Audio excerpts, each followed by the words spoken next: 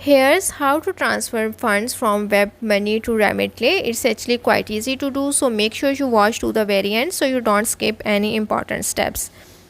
There is no direct integration between Webmoney and Remitly for transferring money. However, you can follow these general steps to potentially transfer money from Webmoney to Remitly.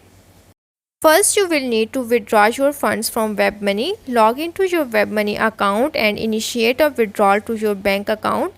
Make sure to follow the withdrawal process and provide the necessary details accurately.